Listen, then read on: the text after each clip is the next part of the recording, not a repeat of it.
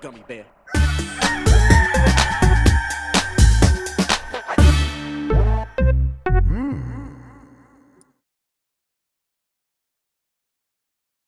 It's the internet. You're busy. Let's do this for January 24th, 2024. For the next hour or so, let me help you sort through the world of gaming on Game Mess Mornings Live with me, Jeff Grubb. Today, 2024 is already a great year for games, and Palworld is selling faster than Pokemon. But first, please join me in welcoming today's co-host of Game Mess Mornings. It's Lucy James, everybody. Lucy, how are you doing? I'm doing well, thank you. I got a new cat. And well, that's good. It's easy, right? It's an additional cat, and the introduction process sure is going. Oh, you just let them go be cats. It's easy, right? There's nothing to that. They get along right away. To be happy. No, I mean, I don't know if you can even see. There she is. It's the little new one. Yeah. Her name is Pumpkin. Yeah, so I've been sleeping on the couch to help my old cat. I acclimatized to the fact that there's a new cat around. Yeah, cats are very territorial. The reason they look out the window is because everything they see they consider to be their territory, which is just real fun. So yeah, anytime a new cat comes in there, it takes time. Can you see what's going on? Yeah, look, like one of them's just on there, and the other one's just sniffing around. Yeah, they're feeling each other out. I think this is good. This is Oh, sniffing the tail. Uh-oh. Is it sniffing? It looks like it. Yeah, there's a little sniffer going. You're okay. I think that's the closest they've ever gotten. What's up with this tail, homie? I know. This is good. Now I'm so respectful. It's okay. We documented it live online, everybody. That's history right there. Call me David Attenborough. How are you doing otherwise? You've been sleeping on the couch to acclimatize the cat. And you holding up though? Yeah, I've been playing a lot of Yakuza. Sorry, Same. Like a Dragon. I can't call it. I can't call it Like a Dragon. It's fine. I mean, why do you think they went away from the name? Obviously, I think the games themselves are shifting and changing in terms of like their story. But you think there was other motivations behind changing the name? Maybe the fact of the connotations of just Yakuza in general. Right, probably just that, right? But like, hey, they batted each other. They swatted. Oh, that's gonna have to happen. It is called Like a Dragon over in Japan. Right. So maybe it's just to coalesce the brands. I'm not sure. I mean, it does feel like a passing of the torch moment as well. So I guess, and also you're at the point now where people are going to be turned off if it is, Yakuza 8, 9. Do I have to play? And even this new one, do I have to play all of the others just to be able to enjoy it? And I think that's a big part of it too. That's smart.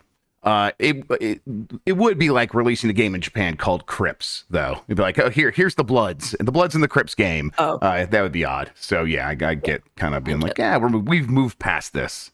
I can't see you on Discord, by the way. Oh, I can fix that. I can just press this button, and then there you go. There it is. I just forgot they had a button. That happens sometimes. I got the camera pointed right at me. Yeah, hello.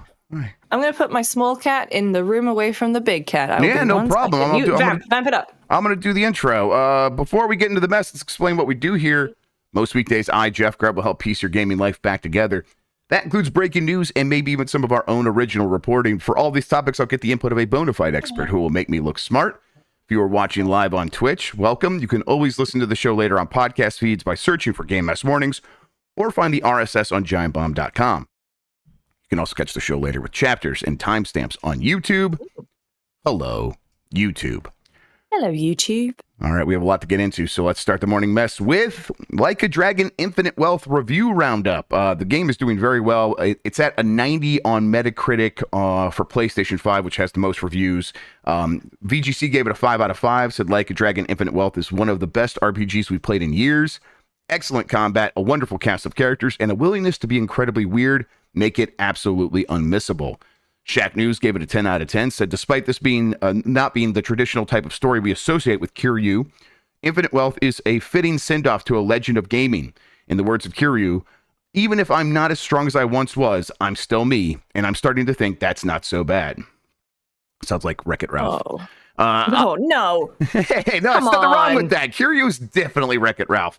Gaming's Wreck-It Ralph. Absolutely. IGN gave it a 9 out of 10. Said sprawling, enthralling, and packed with dynamic brawling. Man, bars.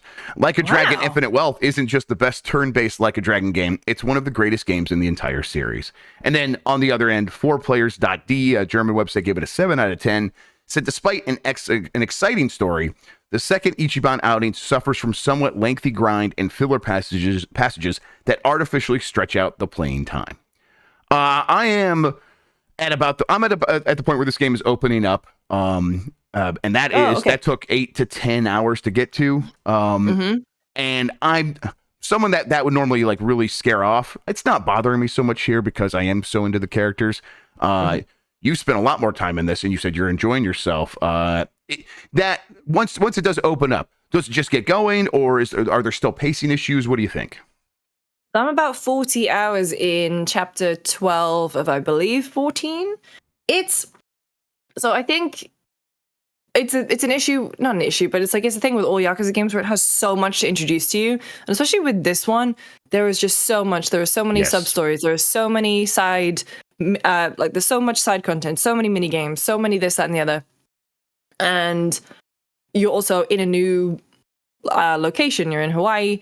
And by the time you kind of get to the midpoint where everything is opened up, it's kind of, I get why they do it, because the story is a lot of, oh, we have to keep going, we have to do this, we have to find this person, we got to do this, got to go, Kiryu, let's go, Ichiban, let's go. And then there is so much stuff to essentially distract you. And so I think pacing wise has always kind of been an issue with them. And I think where I'm at with Like a Dragon Infinite Wealth right now, being right at the end, I was so excited just to get in and go and do this big main plot point, and then it told me that I needed to grind like 7 levels. And the place where you do grind for those levels, again, it's really not exciting. It's just a really plain looking dungeon, and they kind of make incentives for it where there are people missing that you've got to go rescue, and then there's a big boss. Sure. But it's just really bleh. It's not as exciting as, I mean, I could go and do the other stuff, but it's really annoying because it dangles the carrot of a big plot point in front of you. And then this is the easiest way to go level up. And it is literally Mementos. Pardalis, I hope I said your username right. Like, it is essentially Mementos. But that being said, putting everyone on auto battle and just letting them go when you're like really just grinding is fine. And also if you want to actually do the combat is the best. It is my favorite. I was never really that big into the brawler stuff. It's difficult for me to do with repetitive strain injury. The turn-based stuff in Yakuza Like a Dragon was good, but they have just made such really clever tweaks and changes to it, and it sings in this one. Yeah, it's a lot of fun to do the combat in this game. I find myself really enjoying that, not avoiding battles really. And having the auto battle option to turn on when you are in that grind mode, that's also like, I didn't think about that. Yeah, of course you could just do that and sort of disengage from the game a little bit and still kind of get some joy from it. I think those are the biggest criticisms I would have. Is it takes a minute to get started. Seems like the pacing's a little off. Other than that, I love the characters. I love the setting. I think they have a real grasp on what they're going for in terms of tone, and that tone is all over the place. But they wield it with confidence in terms of when to get goofy, when to get emotional. It is very much in line with, I think, a lot of like long running like movie franchises that have had like later entries that were really good, or even like that like recent like Top Gun, where it's like, yeah, we're having fun with these characters, but there's still a ton of emotion behind it. That has this and like even more. It's really impressive at how they pull that stuff off. I also really like some of the new characters. It's well done so far. I have not engaged with the job system. That I think I'm going to be doing that. You should. And that's what you should. And I've heard that people love this. So, without, too many spoilers, I guess, what do you like about it? So I also spent about 20 hours not changing anyone's job. And it was fine. I think, all the movesets complemented each other. But then I went so the way you change jobs is you go to the Hawaii tourism board place called Alohappy. and you go in and you basically undertake tourist activities, which is a really first of all, every single one is just a really fun cutscene of them hanging out in Hawaii and then having this moment of realization that, hey, this could be a job. So it's like it was the job center in it was Hello Work in Like a Dragon, and then this one is Aloe Happy. And yeah, going in and changing from, and also by the time you are, a few levels in, like you level up your job really quickly, and so it's you're not feeling like you're completely starting from square one. Right. But some of them are just really, really fun. There is a pyro dancer, I believe, is like a one that's very specific to Hawaii, Sure. kind of like this. But my favorite, I can't remember if they had it in Like a Dragon, so forgive me if they did, but I'm really enjoying Samurai, Action Star, and Maid is a really good one for Chitose, because Maid is just like a really powerful mage, but she has like a mop and a vacuum, and so you just go up, and then there's a bit where she gets none of those are in 7. Awesome, they're all new. They are so much fun. Action Star is incredible because whoever has the Action Star job does all of like the Bruce Lee karate, like kung fu sounds, and it's really funny. So you can just hear them go in the background every time they do something. But no, the Maid one is a lot of fun because she just gets 2 brushes and like scrubs them together and just goes and then scrubs on everyone. There's Aquanaut, which is like a surf guy. And so you basically surf across the battlefield and like knock people out with your board. It's just everything. We recorded FPS last night and I was talking about it with the boys. I'm just so thrilled about how everything feeds into everything else. Like everything you do, either talking to people or, like talking to people, the side stuff, side content, will impact, and like building up the bonds with your followers will then impact how they act in battle, affect combo moves that you can do, and then like these big link up moves. It's awesome. Yeah, it sounds great. I can't wait to get into all that. That stuff sounds especially fun. Are you playing Japanese or English? So here's the thing, because the game's like still getting started for me, where it's like I'm in so many cutscenes. I'm like, okay, next chance I get, I'm gonna switch it to English. But during a cutscene, like you don't like get the options menu when you press start. It's like basically just like pausing a movie. So I'm like, okay, next time I'm playing, I'll shift it, and then I always forget, and then I'm in like another 20 minutes of cutscenes and like story, and I'm like, oh man, I should change it to the subs. I don't hate the English language voice acting. I think Young Ye does a fine job actually as Kiryu. I think there was a lot of clips and snippets early on where people like kind of making a big deal about it. I think it's fine. But I'm like, I don't know. There's parts of the story where it's like, no, Ichiban is in a place where there's a lot of English speakers and he doesn't speak English. And then he's speaking English in the story. And I'm like, I kind of want him to be speaking Japanese. And especially because like I would imagine like the English speakers probably speak English. And I don't know. I just want that authentic thing. So I'm going to shift. What have you been playing as? Subs? All Japanese. Yeah. Japanese, yeah. It's really funny when you go to Hawaii, because when you go to Honolulu, because I think the way that they've written the box for the American characters, like when you get people on the street yelling at you, like, hey, bozo, and they really ham it up. And then also, like you said, like the comedy relief of Ichiban being like, hey, what's he saying? Was that nice? That kind of thing. It's like, it just, I really like the way that works. But also, played Yakuza before, and I just, like Kiryu. Yep. Danny Trejo and Daniel Day Kim are in this?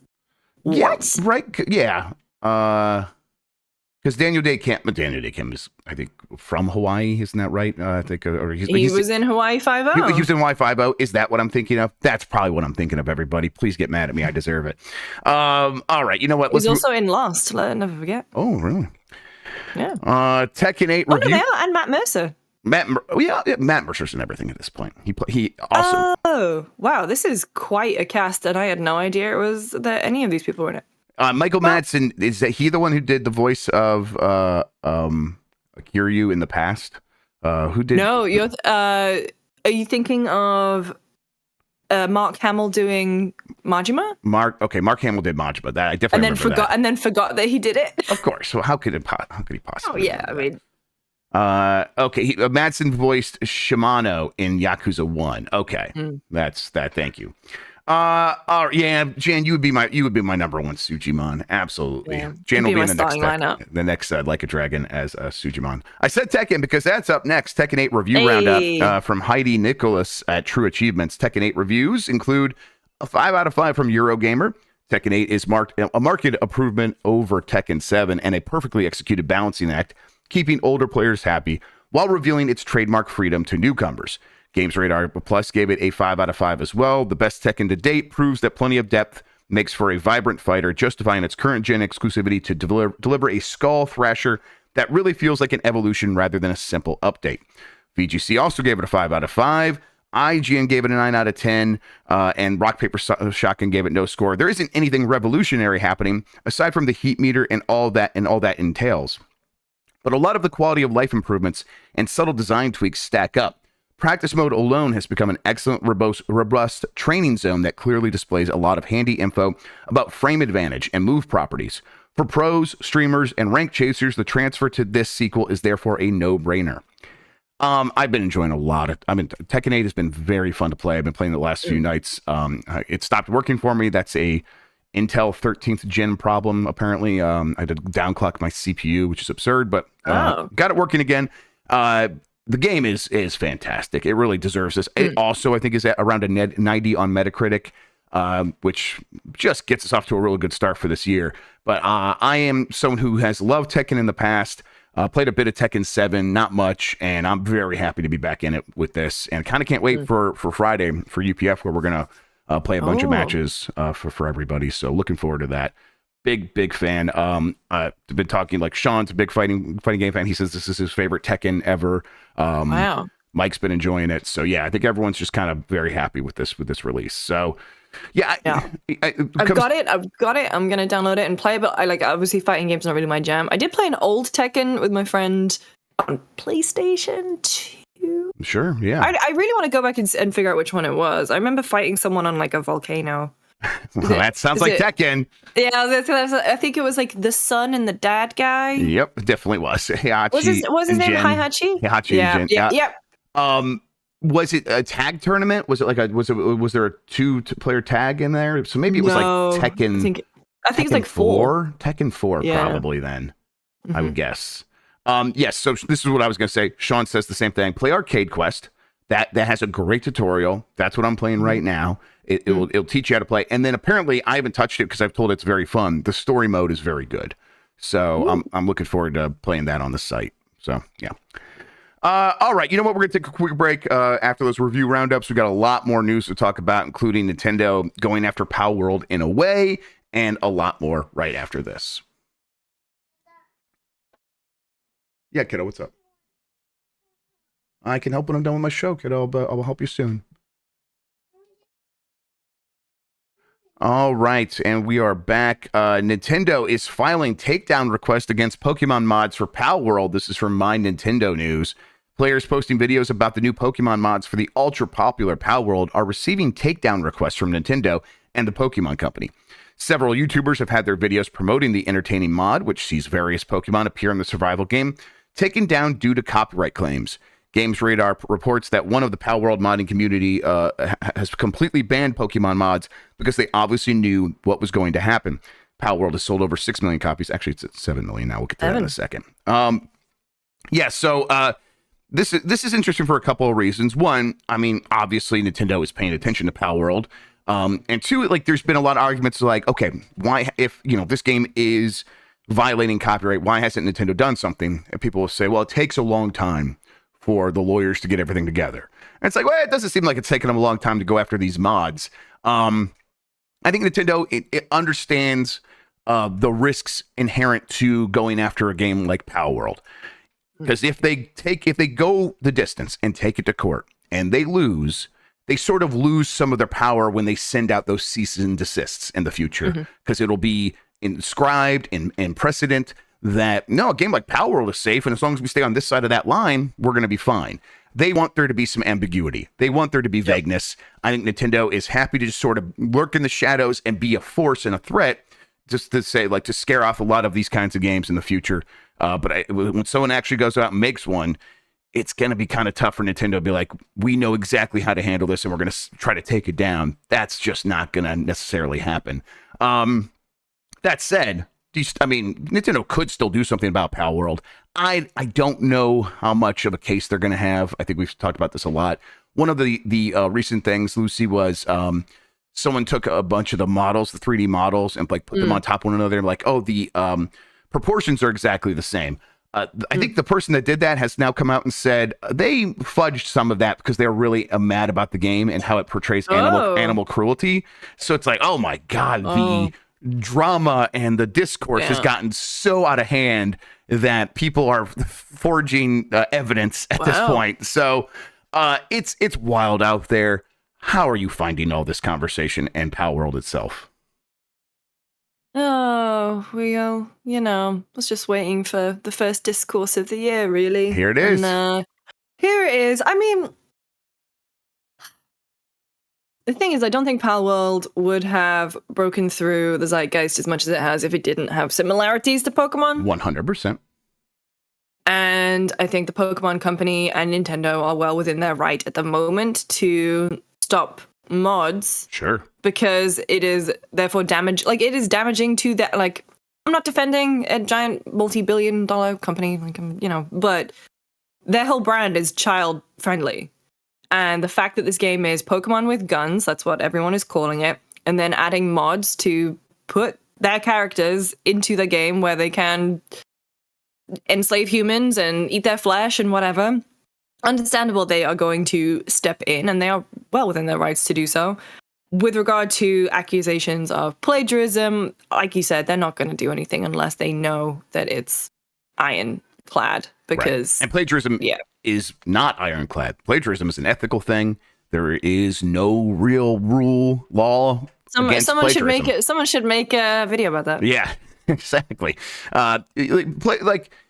This is why you have to air out plagiarism in the court of public opinion. This is why you have to do takedown videos of people who plagiarize, because you can't just sue them. Now, copyright infringement. Copyright infringement, though, different story. Yes, and there are definitely there's a Venn diagram where these two things overlap for sure. But it takes a lot to prove that in court. I think that H-Bomber guy video pointed out the last time someone won a case of like someone plagiarized to the point of copyright was in like the 1970s. It's a long time ago. An obscenely long time ago. So again, like when you talk to law professionals about this, they will mostly tell you like Nintendo knows the reality of actually fighting this in court. And also, there's a Streisand effect as well. Not that this game needs it, but at a certain point, I think Nintendo's like, let's just stay out of this mess. Well, yeah. When someone actually uses our IP and puts that in the game, I said uses RP. When someone uses our IP and puts it in that game, we are going to like jump all over that because we actually don't want there to be confusion. But beyond that, I think they're going to like, let's just try to ignore it and release a new Pokemon game. And maybe by then, Palworld will have faded into the background. No reason to get into a long protracted fight with this, especially when we don't know if we can win, and if we lose, it could be really bad for us. Yeah, it's interesting to watch it all unfold, and just to see how many people who really didn't give a shit about this game really jumped to defend it. Yeah, it's frustrating that like this has to become our entire personalities so quickly. It feels like everything within the last 7 days, and it's just become it's all Palworld all the time. It hasn't even been out a week. Isn't that messed up? Yeah. It's so. If that's, I get why. Like to me, it feels like it's been out for forever. I get when people are like, what's going on? Like we haven't talked about it much until this week, and so it only came out Friday. But it feels like it's been there forever already, just because the discourse has been so out of hand and so loud. All right. Palworld has sold 7 million copies in its first 5 days. Notable, more so than the more recent, 6 million in 4 days, blah, blah, blah, because that is faster than Pokemon Legends Arceus' first week sales. That's from Nintendo News. Pocket Pair and Palworld are cooking on gas at the moment, shifting huge amounts of copies and consistently being the most viewed game on Twitch since the game launched. Yeah, it often has like 400,000 people watching on Twitch. Now it has emerged that Pocket Pair's game has sold over 7 million copies in just 5 days, which means it has surpassed the first week sales of well-received Pokemon Legends Arceus, which sold 6.5 million units in its first week. Palworld is available now on PC and Game Pass. This is also worth pointing out because the game's in early access. Now, sure, that's $27. Pokemon Legends Arceus was $50, I believe. Or yeah, 60, was it 6? I can't remember. Yeah, something like that. And yeah, okay, but this game is still in early access, and when it goes to 1.0, it probably will increase in price, and it's probably going to sell a ton more at that point. So this game could easily outsell and even make more revenue than some of these Pokemon games in the end. And that is, I think it was unheard of. It was we've had conversations about, can anything threaten Pokemon in terms of having the similar level of success? And we're saying Digimon. that after Scarlet and Violet were so messed up, people were like, they need some competition if they're going to change, and there won't ever be any competition. At the very least, it seems like this is here, right? Yeah, I mean, but then at the same time, do you think the Pokemon Company and Nintendo would? Like, they don't pay attention to what everyone else is doing. I don't think this is going to be a really... I'd love to be proven wrong. I would love to see the evolution of Pokemon. I don't think they will. Sure, I agree. Like, I think any changes they're going to make to the formula of Pokemon are already set in motion after the releases of Scarlet, Violet, and everyone kind of just being frustrated with the latest iterations of Pokemon. And I'm not a Pokemon person, don't get me wrong, but my really close friends are, and so I kind of see them like. They did the last big thing, I think, for Pokemon, at least something that permeated my attention as someone who's not really interested in. The thing that got me back into Pokemon for a brief amount of time was Pokemon Go. Taking, like something fresh with it. Could you make a Pokemon survival game? Absolutely. Could you make a Pokemon farming game? Absolutely. Could you make Pokemon Animal Crossing? Yes. You could do all of those things. Are they gonna? Maybe. But I don't think they're going to see Palworld and, Junichi Masuda is going to go, fuck, all right, we're going to change all this, guys. Everything's got to go. We're Pokemon survival people now. We got to get these Pokemon guns, everyone. Yep, I agree with that. I think a game doing as well as Pokemon, having similar Pokemon aesthetics, that we thought that was... sales aren't dipping, right? Like, the sales of the newest Pokemon games are they trending up, or are they trending? I think they're continuing to do just fine. Yes, yeah. I mean, if we're talking about from game to game, yes, they continue to trend up. It's mostly up. Yes, I think in the long arc of everything. An install base of Switch and blah, blah, yeah. But it's like, I think you're right. Like we had the conversation after Scarlet and Violet. It's like they would need competition to change. It's like, well, this game is at a level where you could consider it competition. I still don't think the Pokemon Company and Nintendo consider this to be, mostly because it probably is not going to affect Pokemon sales. Pokemon is going to continue to be insulated from this, but it's like, okay, well, at least we see that something is possible to come into that space and do something that can match the sales and, match the excitement, and that's something, and maybe the first step, but it's a tiny step, and all of the rest of the steps have to be taken by a company that is very stuck in their ways and unlikely to try to move around to meet the needs of the market. They have their strategy, which has been the same for a very long time, and they're going to stick to it. All right, moving on here. Sony, we will expand our gaming experiences to PC, mobile, and the cloud. This comes from Jonas Maki at Game Reactor. As you probably know, Microsoft has been releasing its games for both PC and Xbox simultaneously for years. Although Sony's increasingly focused on PC, they have not yet adopted this strategy, but it seems that they may be about to change their approach. In an interview with Norges Bank, Norges Bank Investment Management, Sony's CEO Kenichiro Yoshida explained where he sees PlayStation in the future. While the console will continue to be important, he clearly says this: Sony will try to be wherever the gamers are. This is a quote. It will be ubiquitous. Wherever there is computing, users will be able to play their favorite games seamlessly. While PlayStation will remain our core product, we will expand our gaming experiences to PC, mobile, and cloud. Sony still hasn't launched any major title at the same time for PC and PlayStation or cloud. but it seems like it might happen eventually, which means you won't have to own a PlayStation to be a PlayStation gamer anymore. I think that's a bit extreme reading on what he's saying here. Some games will probably come to PC and PlayStation at the same time, and it's likely the same games we've been thinking of since they first started putting games on PlayStation, and those are going to be the live service games that are still yet to come from PlayStation for the most part. Marathon. Yes, yeah, for sure. Marathon 100%. And then some, like, I think if that Naughty Dog Last for Us Factions game actually ended up coming out, I wouldn't be surprised if they would have launched it on PlayStation and PC at the same time. Maybe not. I just wouldn't have been surprised if that had happened. And I think that doesn't mean that Spider-Man 3 is going to come to the PC at the same time. I think we're still a long ways away from that happening. I don't know. What do you think, Lucy? I agree. I mean, I think, for PlayStation, it makes sense. Charge where they get the biggest cut and keep it exclusive to that console for the longest time, and then bring it to PC. I'd be really interested to know what the sales figures are for stuff on PC after the fact. They still have a bunch of stuff in their catalog that they can bring and that people are definitely asking for. Hey, like Bloodborne. Yeah. Or even just some kind of update on Bloodborne. Like, didn't they bought that the PC porting? Is it Nick's? Oh, there's the cat. Hey, kitty. People who are asking. Hey, pumpkin. Yeah, she is. Oh, kitty. Yeah, she was yowling, so I let her out. I mean, I'm very up for like democratizing where you can play the game anywhere, and it's like at the end of the day you are playing the game and you're having a good time. Console war stuff, I think, or I hope, will kind of fade out into the background a little bit, where we kind of invest more in these these ecosystems, become more of people's personality, and it's like, I don't know.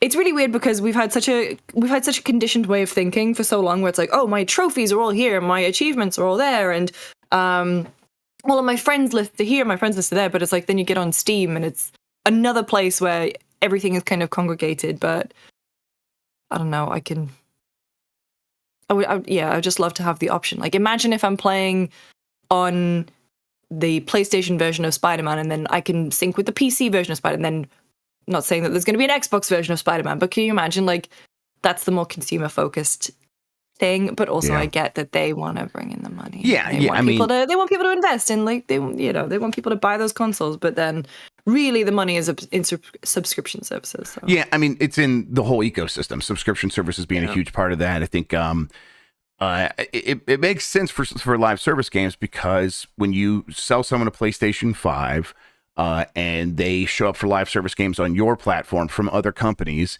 you get a big cut of that. So you want to sell as many PlayStation 5s as possible. And typically the thing selling PS5s is going to be, well, if a live service game is available there, great. But if there's a big exclusive, like, single player game, a marquee game like Spider-Man, I'm going to get a PS5 for that. And then maybe I just end up playing my live service games there. But there's going to be an audience that will spend money on your live service games that is not just never going to buy a PlayStation. And you don't want to miss out on that. And it's like, well, no, like, making your live service games exclusive, even for a small period of time, doesn't make a lot of sense. You're just leaving that money on the table for that audience, and that audience will buy, like, Spider-Man later. But if they miss out on the train at the beginning of a live service game, you might never get them on board that, because the live service game needs as much momentum as possible right out of the gate. So you can just see how it all lines up. And then at the same time, like, when we look forward to games like Spider-Man 3 or whatever, Wolverine, these things are, I mean, you mentioned the console wars. That's a benefit to these companies. If they get people that just, like, 100% are like, I have my digital library here, I have my friends list here, this is my identity, I don't want to give up on that. That is money in the bank for these companies that count on that sort of consumer loyalty. And they're not gonna give that up too easily. For sure. And, like, I get it. It's a thing that's been ingrained in us for so long. You tie these characters and these properties to a console, to a company, to yourself. I totally get it. I think I'm at the point now where, because I have become way more interested in PC gaming over the last year, right? I'm just like, but I like the flexibility that PC offers me. Like, I don't have to use the DualSense, for example. One day I'll stop ragging on the DualSense, but because it literally makes my arm feel like it's being flash frozen, today's not this day.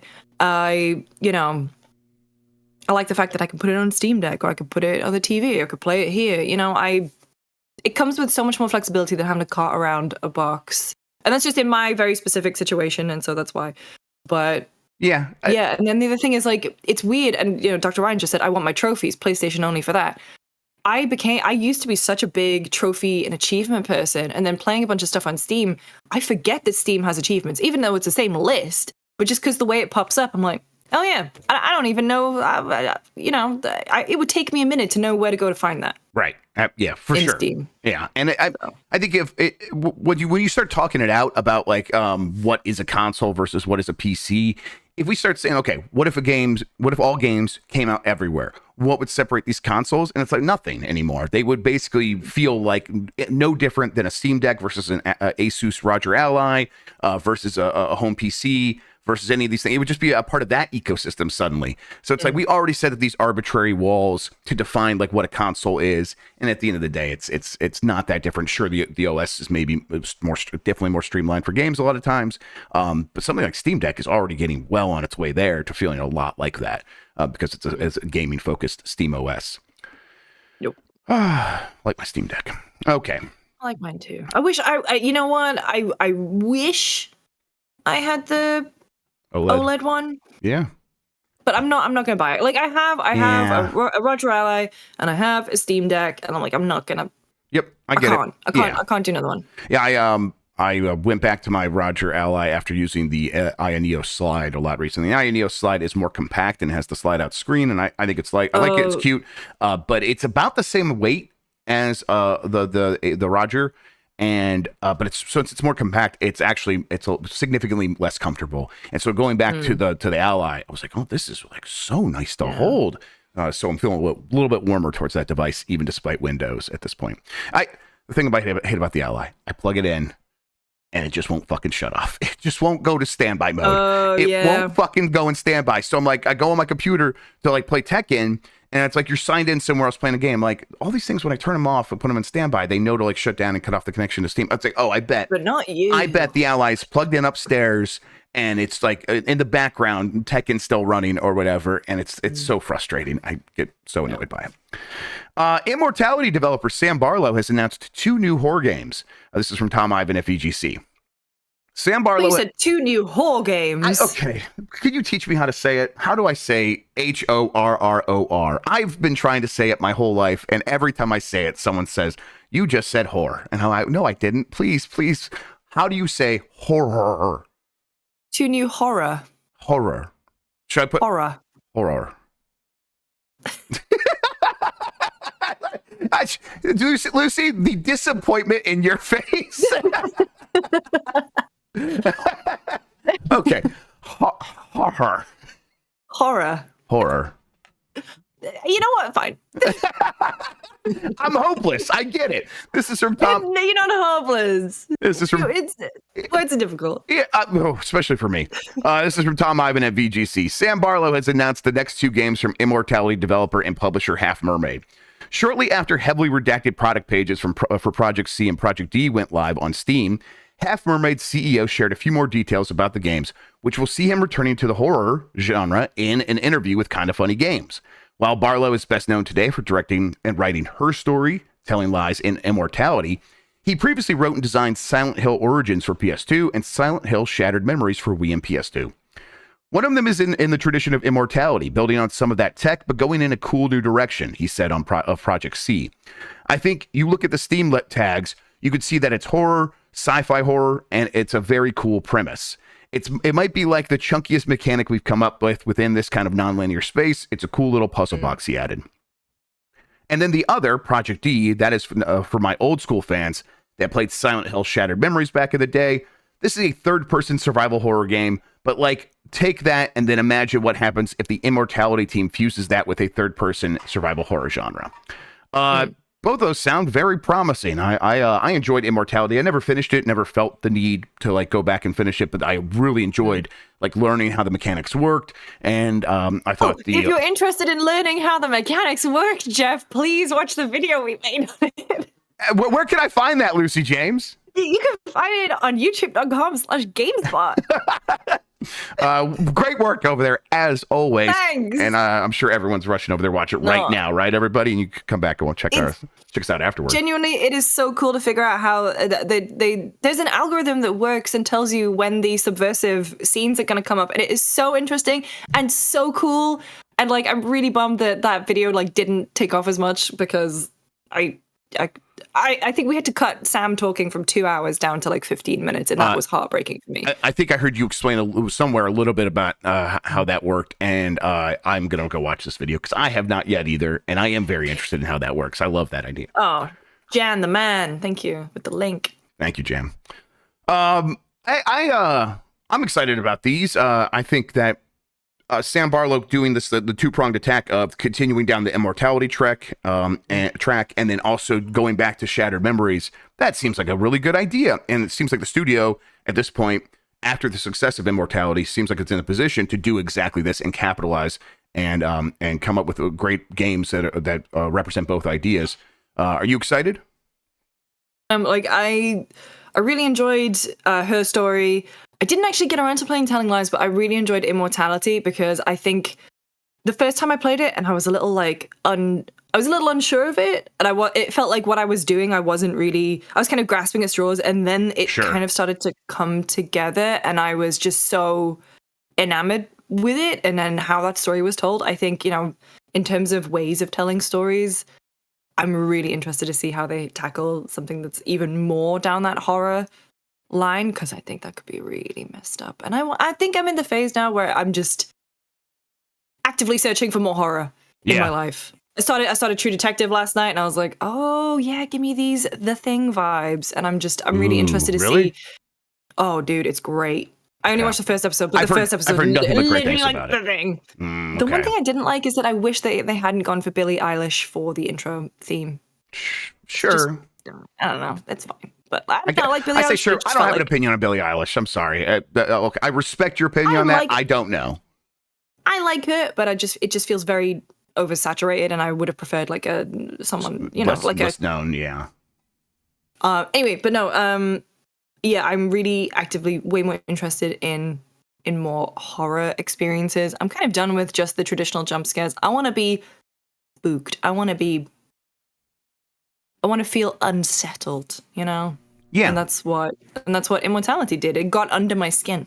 Yeah, I think I'm similar, where it's like these the horror genre has been something that has been I've been enjoying more and more, and you're right, I think I'm going to go deeper on these games as well, and it's very exciting to hear that he's got a lot of ideas for that. So, yeah, be following up on these. And that he did talk about those on Kind of Funny, their new show yesterday, Kind of Funny Games Daily. So I think you can. What's that? Who? Sam Barlow? No, I was gonna say Kind of Funny. No, who else guys? Kind of funny. Yeah, who the fuck is Kind of Funny? They're on their Greg Miller.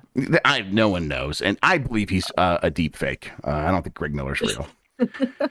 Metroid Prime 4 development. Oh, speaking of real quick, deepfake. You probably didn't. Did you see the WWE 2K24 a trailer for like them revealing the new game? Jeff. I mean, we're friends. Yeah, we've known each other a few years now. I know the answer is no. I thought there's a chance because they have a deep fake Hulk Hogan, a deep fake Stone Cold. I wish. No, tell me why. They have a deep fake Stone Cold and a deep fake Undertaker. And the Hulk and Undertaker look weird. The Stone Cold looks straight fucked up. And it's so Can someone please link it? I need to see this. I put a tweet that just has the Stone Cold part. Let me see. I'll put that in the chat if I can find it real quick. Let's see here. Why did they deep fake them? I mean, I think they wanted young versions because they're embarrassed that people age, I think. I don't know. It's weird. I'm embarrassed I'm aging. Of course, me too. It's Oh my god. The idea is they're doing 40 years of WrestleMania. So they're doing the biggest moments from WrestleMania. So I think they want to like have these characters show up and be like, hey, yeah, I had a lot of matches that were weird, right? And so, well, just use an old clip. You own all those clips. Just use an old clip. Why the fuck would you do this? It's that gasp you just made is exactly how I feel about the way Stone Cold looks in this. Do you remember how about 3 minutes ago I said that I'm actively looking for more horror? Oh, here it is. You wanted to be Oh, you unsettled. put You're welcome. Hang on. Oh. Hello, pumpkin. That's a TV. Oh, that TV's gonna die. Be Yeah. Oi. Oh no, she's going behind it. Going behind to push it forward. She understands that that's the best way to break it. I don't know if people are like listening to the audio version of the show and you're like, what's so wrong with this stone cold face? It looks like it's sliding off. It looks like it's just slightly askew in a way that the human face should not be. It reminds me of, if you imagine, do you remember what The Rock looked like in The Mummy Returns? Yeah. Wow. Yeah. It's That's 2006 what it looks like. CGI. 100% it looks like that. That was 2001 CGI. Fucking Christ. I know. I'm sorry. What were they thinking back there? All right, moving along here. Metroid Prime 4 development updates seemingly discovered. I'm sorry, I skipped one. Suicide Squad reveals Season 1 content, and it's exactly what you'd expect. This is from Philip Galkovic at Destructoid. Though it hasn't made its way onto Destructoid's list of most hotly anticipated titles of 2024, Rocksteady Studios' Suicide Squad Kill the Justice League sure as heck is coming. You can't deny that. Due to release on February 2nd, which is about a week from now, Suicide Squad is also getting a suite of post-launch content in true live service fashion. The very first batch of this content has only just been revealed, giving players a taste of what's to come over the next couple of months. It should come as no surprise that much of what's been revealed is classic live service fare. Notably, not only was Rocksteady quite unshy about the game's live service leanings for some time now, but the whole thing got leaked not too long ago, adding even more fuel to the proverbial fire. Basically, if you had to guess, like, oh, if there's a new playable character for Suicide Squad in the first season, who would it be? Yeah, it's the Joker. The Joker's going to be in there, and yeah, it's going to be the Joker. Elseworlds Joker, right? Probably. I don't know. I'll say this. I saw the Joker gameplay. And I thought it looked pretty good. I'm not like I'm so far away. I'm far away. I'm like far away from like someone who's like, oh, I can't wait for Joker Folly El Do or whatever the hell the new movie's called. There's no way I'm going to watch that. I don't care about. Dude, I am so excited for that one. Of course, who isn't? Like, other than me. Other than you, that's fine. I'll go for you. Thank you, I appreciate it. Buy 2 tickets, yes, and go, yeah. We're gonna save cinema, you and I. There we go. There it is. It's on our backs, everybody. Don't worry. It looked fun. Joker jumping around being an idiot looks pretty fun in that game. I don't know if it's gonna make that much of a difference compared to like how the other characters move, but I don't know. He looked extremely silly. The thing with this game mostly though is it's out in a week. Like actually at this point, there's an early access period that is out in access will be open 6 days. 6 days if you buy like the premium version of this. And I don't know anyone who has a review code for it. No, me neither. It's the thing about this is like, I mean, the thing is, I think that Warner Brothers will likely withhold. I mean, and they will say it's because it is a live service and it needs everything turned on and whatever. But that's kind of not helping their case. Also, I found the opening paragraph of this news story super weird. Like, you can write your news story however you want, but this opening is a little bit shitty. Like, yeah, it hasn't made its way onto Destructoid's list of hotly most anticipated titles, but it sure as heck is coming. This feels such a weird way to write an opening to a news. I know I never normally say stuff like that, but it's like, I'm not saying to, like, you know, defend Justice League or Suicide Squad or whatever, because I don't know if it is going to be a good game, but it's so weird to see everyone react like this to the game. And like, I've definitely been guilty of it before. Like, I've definitely, you know, seen that first gameplay from the PlayStation thing last February, and I was kind of unimpressed. But it's so weird as how that's just been the sentiment. Like, there has been no change in it. It's so strange to see, especially from a studio like Rocksteady, where everyone kind of was really behind them for a while, and then it's like, oh. I'll say that is Destructoid's tone, but you're right. That's very like the accepted narrative on Suicide Squad right now. I think the problem for Suicide Squad was that people were ready to love at a certain point. They're like, listen, I think people are being too hard on this game. And then we got those previews, and they were almost universally meh at best. Yeah. And some people were like, I just straight up did not have fun playing this. And then Rocksteady and WB were like, okay, we're going to lift the NDA on all the alpha players who were, the alphas who were out there playing this game early, and let them go out and tell what real gamers feel. And then most of them are like, yeah, it's not very fun. Yeah, I get it. It's rough out there for people who are like, I am trying to find a reason to get excited to spend $70 on this game. And every opportunity to like get excited is you're getting a pie in the face instead. So we'll see. Is that a Joker? It's a Joker. Yeah, exactly. Yeah, or maybe a little flower, squirt of water from a flower on the lapel. The game's going to come out. We're going to be playing it soon. I bet when you're playing this game, there's going to be a lot of fun stuff in it. I bet it's going to play just fine most of the time. I bet the live service trappings will push most people away as well. But those are just my bets. That's a guess. Yeah. I have no idea. We're going to find out ourselves. I agree. And that's the thing. Like, that's what I'm kind of getting from Suicide Squad right now. It's like, I'll play for a bit. I will definitely find stuff to like in there. Yeah. Similarly, like, there was stuff with Gotham Knights. I did not care for Gotham Knights at all, but there was really cool story stuff in there that they handled. And I imagine Suicide Squad, I don't know. I don't know what to expect when how it's going to feel to play, but no, I'm intrigued by it, but maybe that's because I'm a Batman fan. And, you know, I'm also excited for like hearing Kevin Conroy one last time. Right. Absolutely. We'll see. I think the people like the story, and I think if the people like those characters, they're probably actually going to end up enjoying this game quite a bit. Yeah. All right, now moving on to Metroid Prime 4 development updates seemingly discovered. This is from Liam Doolin at Nintendo Life. Shout out to Liam Doolin, who's got a couple more stories coming up if we're able to get to them. It feels like we've been waiting forever for Retro Studios to get Metroid Prime 4 out the door. And, well, technically speaking, it's been more than 6 years since the original announcement. And it's been 5 years since the reboot, Lucy. That's especially wild to me. Jesus. One of the more recent updates was about a company recruitment drive. So what's the latest? The Nintendo-focused YouTube channel Super Metal Dave 64 has reportedly spotted some new information online related to a new Retro Studios partnership and details about Metroid Prime 4's playtesting. The latest video from his channel sheds light on a new retro production partnership with Next Gen Dreams 3D, a AAA co-developer production studio for hire that has previously worked with companies like Ubisoft and Take-Two and specializes in stylized trailers. It previously worked on a Game Awards trailer for the Take-Two title Judas. The head of Next Gen also has Retro Studios listed on their work profile with a date of September 2022 attached. One other supposed finding comes from a LinkedIn profile of Edwin Atwell, a game tester and quality assurance developer who claims to have been playing a demo of Metroid Prime 4 for the past 10 months while using the bug tracking software Jira. Is it Jira or Jira?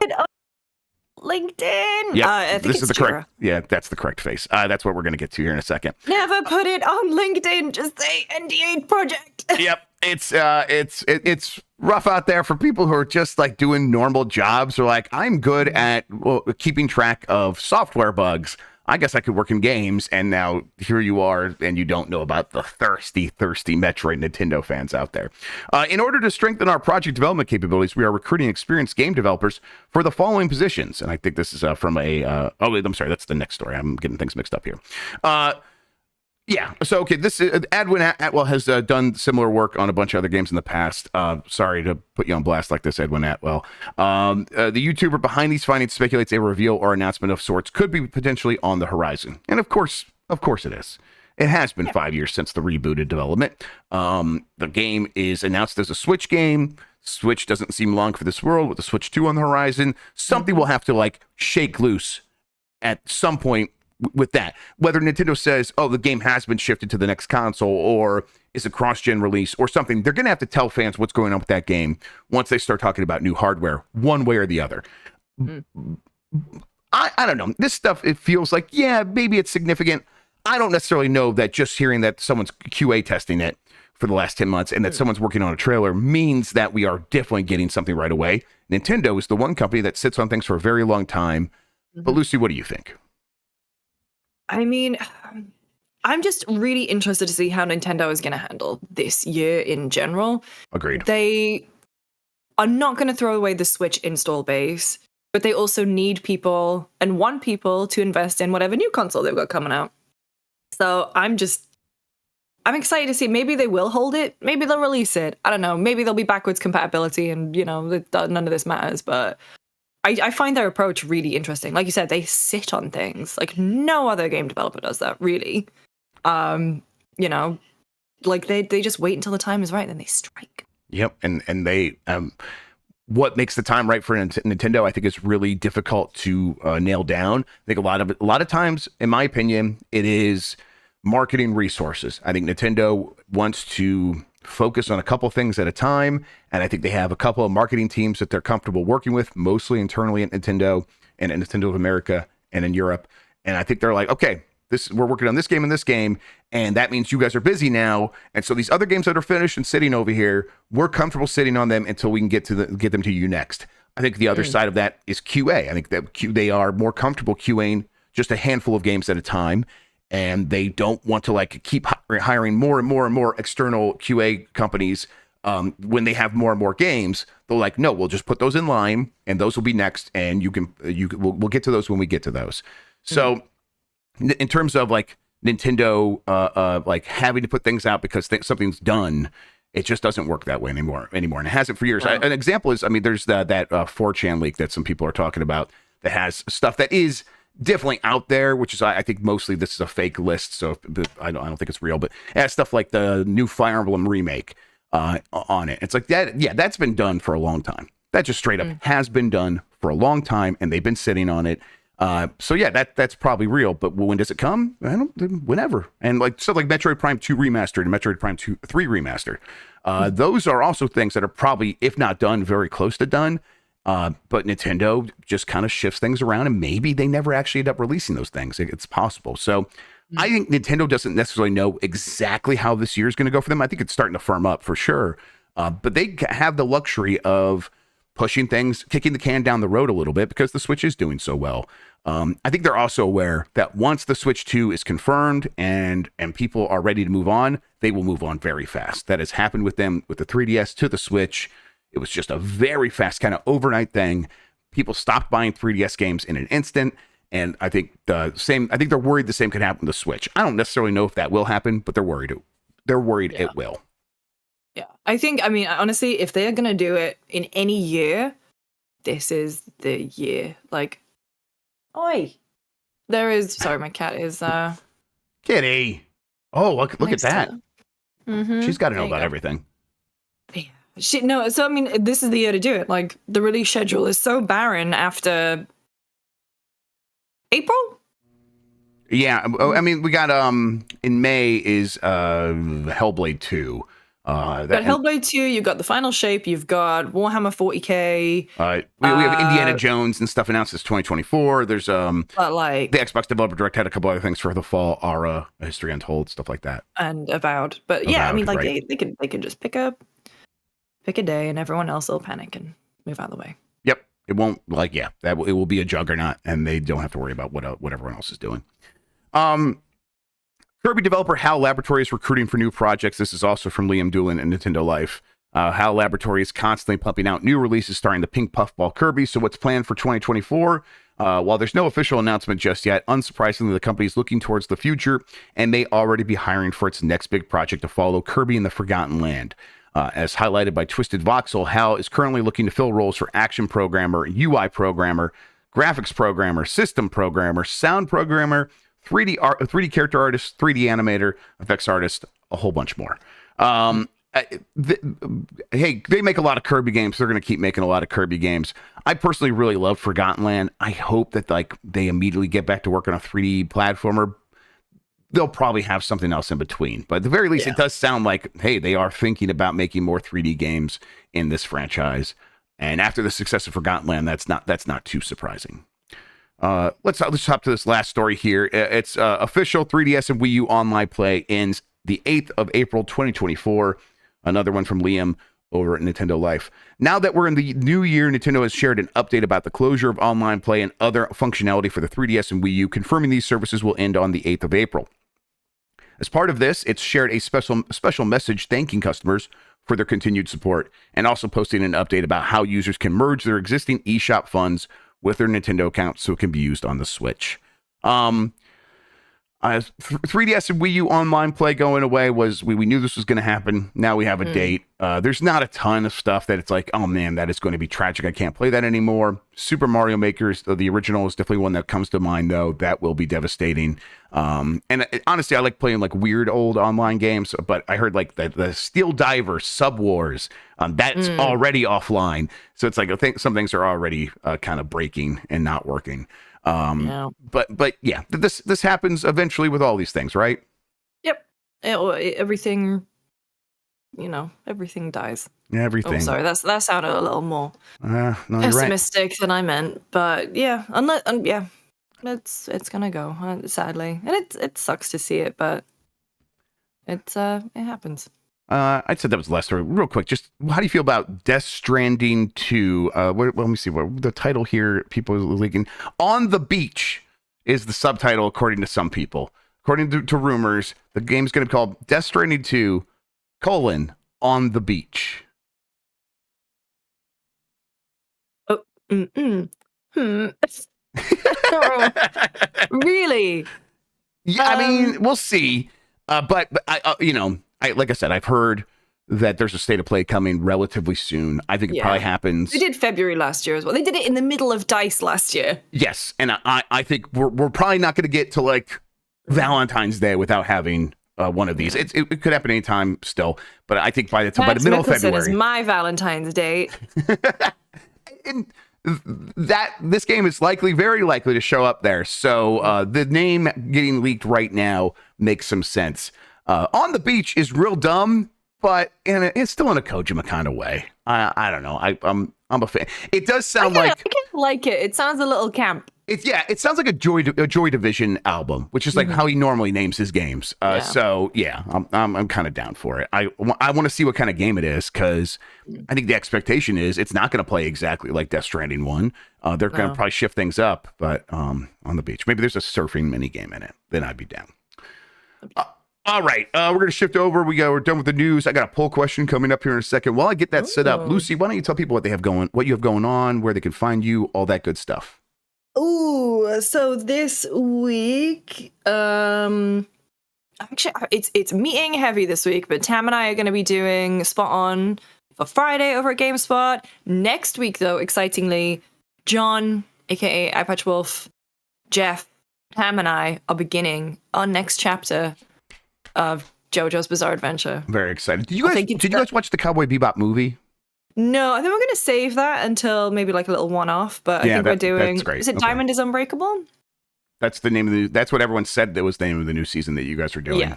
Yes. So I think that's the one we're doing, but I love Bebop, obviously, but it's like, I want to get back to my boys. Right, I want to get back to people with Joe in their name. I want to get back to the Joe stars. I want to get back to... I know Roundabout wasn't used for the kind of closing credits thing for a long time, but I just miss those. I miss those vibes. Absolutely. And then the last thing before we get to the poll question, your cave lady in 2C James, how's she doing? 2C James did pretty good. Yes, I think she, listen, we had a cave person named Lucy James. That was the first gen, and she got 1 star. She didn't do very good at all. It was like an immediate death. I think you might have drowned. 2CJ. I can't swim. So okay, well there you go. That's weirdly law appropriate. We're gonna keep you out of the water from now on. 2C James did pretty good. 3C James, 3C James actually kind of backslid a little bit, I think, and I think drowned again actually. So God damn it, keep me away from the water, please. My fault. Absolutely. We were in a pickle where we were trying to kill a mammoth. And I think you might have discovered the mammoths, or maybe that was Nikki. That might have been Nikki Caveson. But we were trying to kill some mammoths. Nikki and I, what a team, searching for those mammoths. We got it. It's fine. But we needed to kill some mammoths, so I brought out the big guns, and I got 2 caves out, and he killed 9 mammoths. It was incredible. Oh my God. All-star, greatest of all time, generational talent. I cannot even compete. No one can. Absolutely. No. That's Tale of the Grubb. We got a new episode going up a little bit today. We're going to start playing here about a half an hour after the show, everybody. All right, let's get over here. Poll question from yesterday. From Monday, excuse me. Have you bought a physical video game from Walmart in the last year? 85% said no, 15% said yes, and that's 3.9 thousand votes. 15% of an audience that might not all be like have Walmarts near them. I guess, there's Walmarts everywhere, but not across the globe necessarily. 15%, that's actually a pretty big number. Yeah, I don't think I've bought anything from Walmart ever because I don't think there is one near me in San Francisco. There wouldn't be one near you. Yeah, for sure. Right. So yeah, again, I've been to Asda though in the UK. Is Asda like the Walmart of the UK? They're owned by Walmart. Yeah. Oh, they are. Okay. Yeah, but they're not as big as in sheer size. Right. Right. Yeah, it's the UK. It's not like a big Tesco. Right. Okay.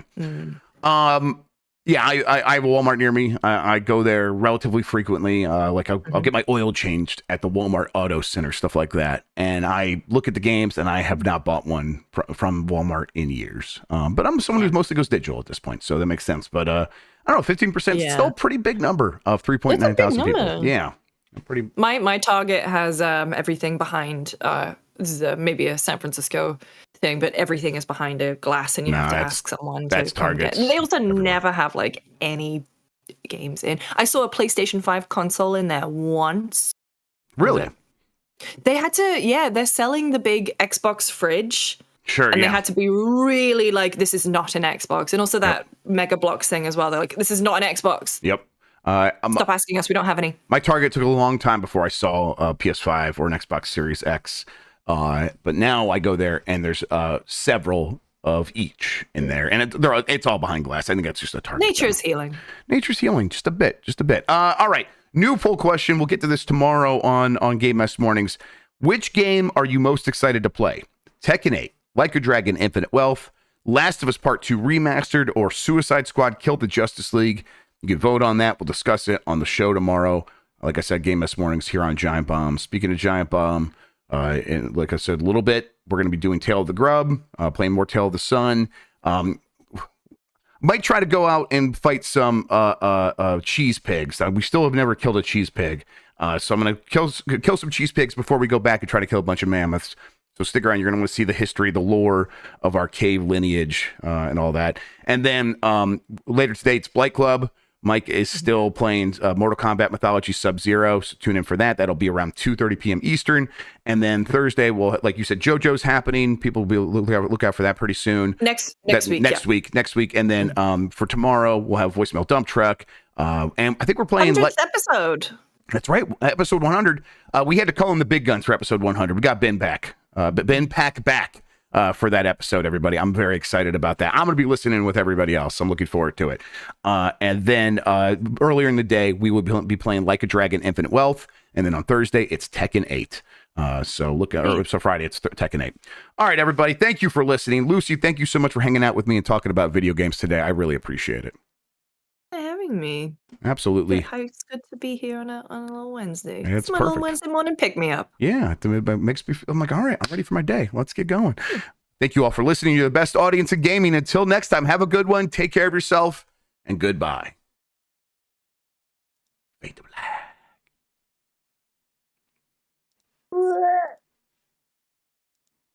black. Okay, there we go.